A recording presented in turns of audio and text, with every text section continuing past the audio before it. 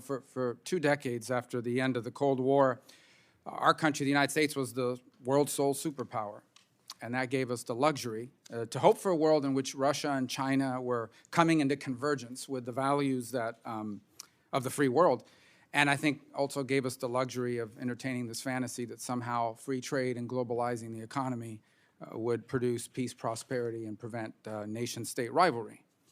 And that brief period of time between the end of the Cold War and very recently was a historic anomaly. The truth is that if you look at 500 years of geopolitics, it's been defined by great power competition. And that's where we find ourselves once again. It's clear there's not going to be any convergence of values. It's clear that globalization led to the rise of China, but it also deindustrialized America, created long and vulnerable supply chains, it eroded our middle class, it left our society deeply divided along socioeconomic lines.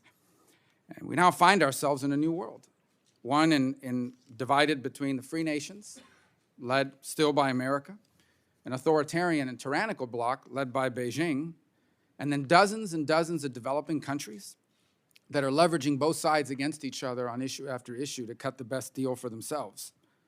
So today, what we gather here as we do once a year to discuss the worldwide threats facing our country. And those threats, there are no shortage of them.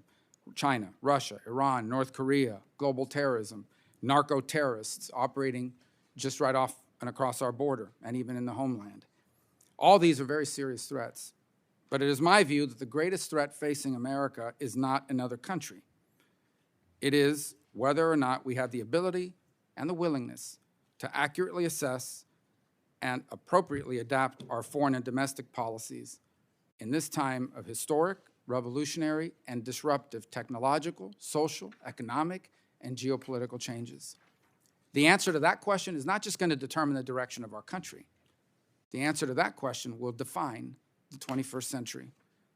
And on this matter, I believe that the intelligence community has a critical and vital role to play.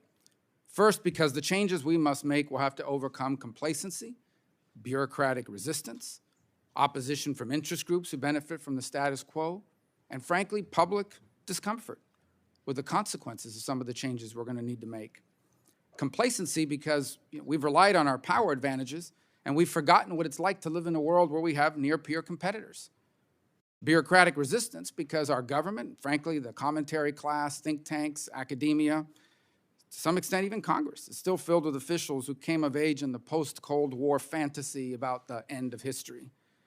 Opposition from powerful interests because multinational corporations that dominate and have consolidated some of our most important industries are deeply invested in foreign supply chains and in the current state of the global economy. And public discomfort, frankly, because we've become a society addicted to cheap products from China and viral videos on TikTok.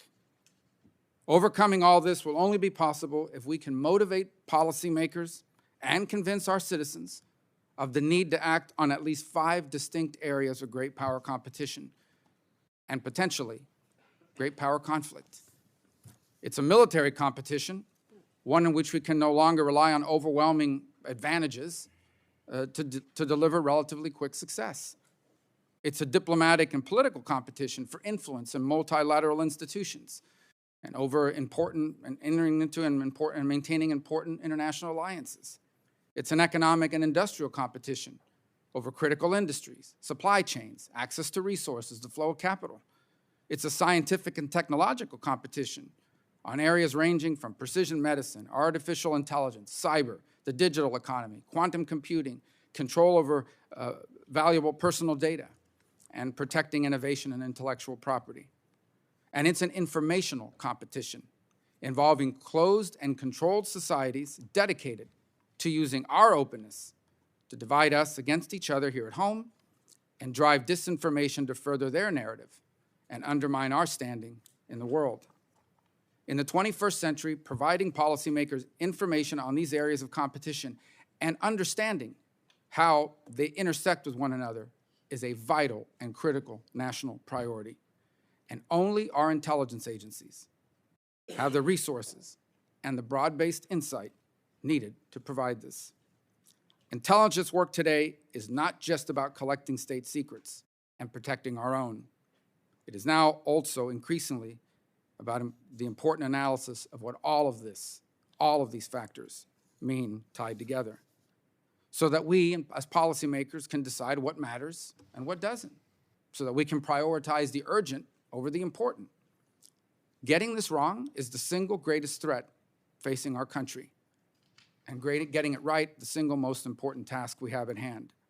So I hope we can hear in this open setting how each of the agencies represented here today is adjusting to this historic challenge, because we simply have no time to waste. Thank you, Mr. Chairman.